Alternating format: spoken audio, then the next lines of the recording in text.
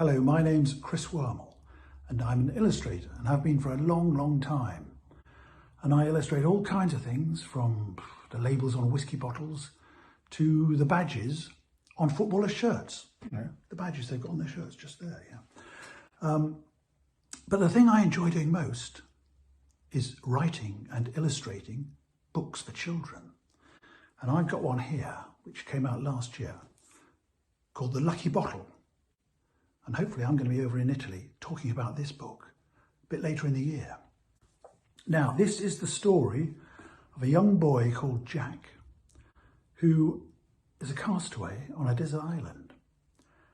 And he thinks he's all alone at first on this tiny little island in the middle of a vast ocean. And he's incredibly homesick and wants to get home to England. That's where his home is, you know. And he doesn't know how he's going to do it. He soon discovers that he's not alone. The first thing he meets is a giant tortoise, which is a bit scary at first.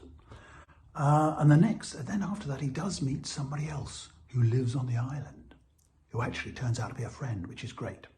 Now, this story also involves all kinds of things, like pirates and buried treasure, sea monsters, there's a shark, there's all sorts, there's magic in this story, which is very important. Anyway, it all started, this story, with an idea I had long ago when my little son Jack, same name as the boy in the book, bought on a holiday one time, bought a little bottle with a model ship inside it. And I've still got that bottle somewhere. Anyway, I thought about this little bottle with a model ship inside it. And I thought, how on earth would you get a ship inside a bottle? Especially with all the masts and everything, you know, inside the narrow neck of the bottle. And I wondered how that might be done and who it was who first thought of doing such a strange thing. And as I thought about this, the idea of a story gradually grew in my mind, and gradually all the different bits that made this story work about how a model ship got into a bottle gradually fell into place. And that's when I wrote the story.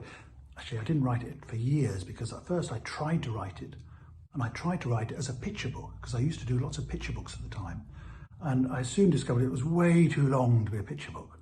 So I put it away and didn't think of it until a few years ago when I wanted to write a long novel-length story. And I thought of the story of the ship in the bottle. And there it is. I hope you enjoy it if you get to read it.